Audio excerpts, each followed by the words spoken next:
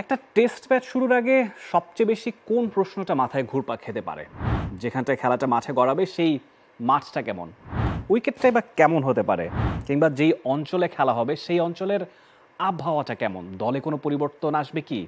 কানপুরে বাংলাদেশ ইন্ডিয়ার second test ম্যাচটার আগে সবগুলো প্রশ্নেরই উত্তর খানিকটা ট্রিকি এবং যথেষ্ট জটিল।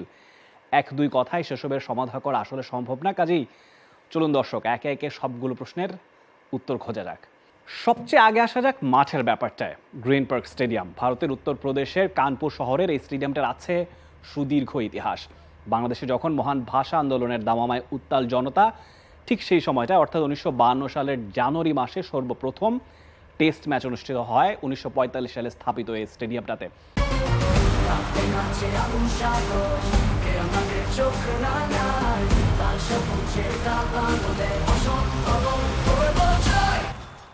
মজার ব্যাপার, 72 বছরে মোটে 23টা টেস্ট ম্যাচই হয়েছে কানপুরের এই মাঠে। তুলনা করতে যদি আমাদের দেশের প্রেক্ষাপট টানি, তো মিরপুরের শেরেবাংলা জাতীয় ক্রিকেট স্টেডিয়াম আর চট্টগ্রামের জহুর আহমেদ চৌধুরী স্টেডিয়ামে টেস্ট ম্যাচ হচ্ছে বিগত প্রায় দেড় যুগ ধরে। 2006 সাল থেকে এরই মধ্যে মিরপুরে 27টা আর সাগরিকায় 24টা টেস্ট ম্যাচ আয়োজন হয়ে গিয়েছে, অর্থাৎ কানপুরের চেয়েও বেশি ম্যাচ সেখানে হয়েছে।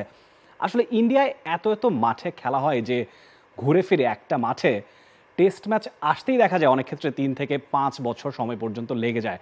ফর এক্সাম্পল, ইন্ডিয়ায় সবচেয়ে বেশি ম্যাচ হওয়া ঐতিহ্যবাহী ইডেন গার্ডেন্সেই 90 বছরে মোটে 42টা ম্যাচ হয়েছে। এমনকি গেল 5 বছরে সেখানে কোনো টেস্ট ম্যাচ হয়নি। সবশেষ সেখানে টেস্ট খেলেছিল আমাদের বাংলাদেশ। সেই হিসেবে অবশ্য একেবারেও কম খেলা হয়নি কানপুরে। নাম গ্রিন পার্ক, মাঠের চারিধারে প্রচুর সবুজের সমারোহ আছে, কিন্তু যদি পিচের কথায় আসি তো তিল পরিমাণ সবুজও সেখানে আপনি খুঁজে পাবেন না। সবুজ সিগন্যাল না থাকলেও থাকছে না চেন্নাইয়ের মতো রেড সিগন্যাল, অর্থাৎ লাল মাটির উইকেটও সেখানে নেই।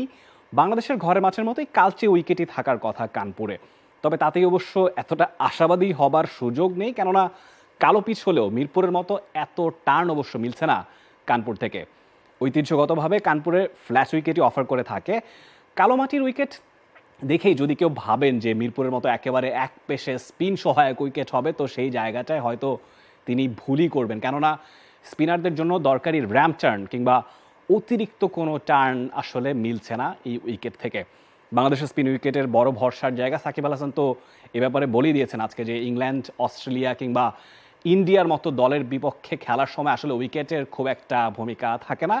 তাই বাংলাদেশকে যেন তেন প্রকারের চেন্নাইয়ের চেয়ে বেটার ক্রিকেটটা মাঠে খেলতে হবে। শুরুর একটা বা দুটো সেশনে পেসারদের বেশি সুবিধা মিলবে, যদিও চেন্নাইয়ের মতো এত বাউন্স আসলে কানপুরের উইকেটে নেই।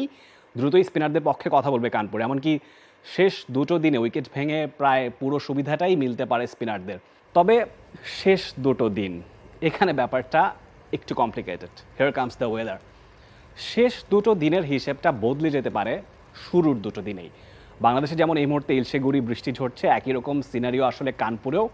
তীব্র দাবদাহের ধারা ভেঙে আজ থেকেই সেখানে ঝুম বৃষ্টি শুরু হয়ে গিয়েছে। আবহাওয়া পূর্বাভাস বলছে বেরসিক এই বৃষ্টি ভেসে যেতে পারে টেস্টের শুরুর দুটো দিনও।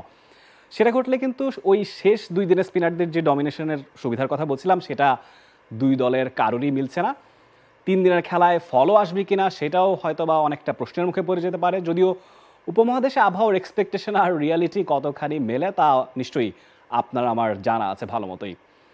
এবারে আসা যাক দলের প্রশ্নে। দুই দলে কি কি পরিবর্তনের দেখা মিলতে পারে, আদৌ কি কোনো পরিবর্তনের দেখা মিলবে কিনা। চেন্নাইয়ের দুই দলই 3 পেসার আর 2 স্পিনার নিয়ে খেলেছে। যেহেতু চেন্নাইয়ের লাল মাটির উইকেটের মতো অত পেস ফ্রেন্ডলি উইকেট কানপুরে নেই, সেহেতু এটুকু অন্তত বলাই যায় একজন এক্সট্রা স্পিনার দুই দলেই হয়তো দেখা মিলতে পারে। বাংলাদেশের ক্ষেত্রে সেক্ষেত্রে অবভিয়াস অপশন তাইজুল ইসলাম, টেস্টে বাংলাদেশের দ্বিতীয় সর্বোচ্চ উইকেট শিকারী তাইজুল।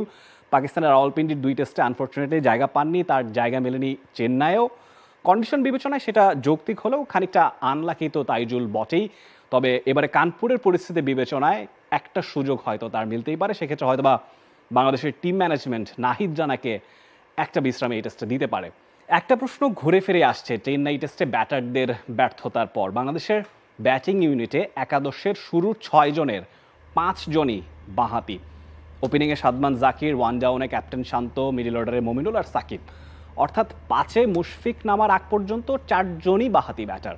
যদিও বাংলাদেশের জাতীয় দলের নির্বাচক হান্নান সরকার ভারত সফরের আগেই তিনি বলছিলেন যে আসলে এই left hand right hand combination যেটা, তার চেয়েও বেশি স্কিলকে তারা প্রাধান্য দিয়েছিলেন। তবে মাঠের খেলায় আসলে ফলটা বলেছে ভিন্ন কথাই, সেটা বুমরা, সিরাজ কিংবা অশ্বিন জাদেজাদের পরিকল্পনা সাজাতে হেল্প করছে কিনা উল্টো, সেটা এখন ভাববার বিষয় হয়ে দাঁড়িয়েছে। সেই জায়গাটায় হয়তোবা 2 ওপেনারের একজনকে বিশ্রাম দিয়ে, অর্থাৎ সাদমান কিংবা জাকির কাউকে রেস্ট দিয়ে হয়তোবা মাহমুদুল হাসান জয় একটা সুযোগ পেতে পারেন left hand right hand combination বিবেচনায়। ইন্ডিয়া টিমে অবশ্য চিত্রপটটা খানিকটা ভিন্ন। স্পিন পেস 2 ইউনিটেই সমানভাবে কন্ট্রিবিউট করেছেন বুমরা অশ্বিনরা। ব্যাট হাতেও 2 senior campaigner, captain Rohit Sharma আর বিরাট কোহলি ছাড়া আর সবাই রান করেছেন। কাজে একটা মধুর বিড়ম্বনাতেই হয়তো ইন্ডিয়ার টিম ম্যানেজমেন্টকে পড়তে হচ্ছে। আকসার প্যাটেল শুরুর ম্যাচে তিনি খেলেননি, তবে দলে জাদেজার মতো effective slow left arm orthodox bowler থাকায় তার মতো একই ধরনের বোলার আকসারের চেয়ে বরং কানপুরের লোকাল বয় কুলদীপ যাদব দলে একটা জায়গা তার মিলতে পারে। তিনি হয়তো বা দলে ভ্যারিয়েশনটা আনতে পারবেন স্পিন বোলিংয়ের ক্ষেত্রে। অন্তত আকাশদ্বীপের জায়গায় একটা জায়গায় হয়তো বা বদল দেখা যেতে পারে ইন্ডিয়া দলে। উইকেট, আবহাওয়া কিংবা দল যেমনই হোক না কেন, মাঠের খেলায় বাংলাদেশকে ভালো খেলার ধারায় আসলে ফিরতেই হবে। পাকিস্তানের মাটিতে পাকিস্তানকে হোয়াইট ওয়াশ করে বড় কৃতিত্বের সুখস্মৃতি নিয়ে ভারতে খেলতে গিয়েছিল টিম টাইগার্স। চেন্নাইয়ের শুরুর টেস্টে সে ব্যর্থতার গল্প ভুলে তাই কানপুরে শান্ত মুশফিকদের নজরটা সরাসরি জয়ের দিকেই থাকা চাই। চ্যালেঞ্জ অনেক, লড়াইটাও বেশ শক্ত, আর সেই লড়াইটা উপভোগ করতে হলে শুক্রবার ছুটির দিনে দেরি করে যদি আপনি ঘুম থেকে উঠেনও সেটা কোনো ক্রমেই 10টার বেশি দেরি করা যাবে না।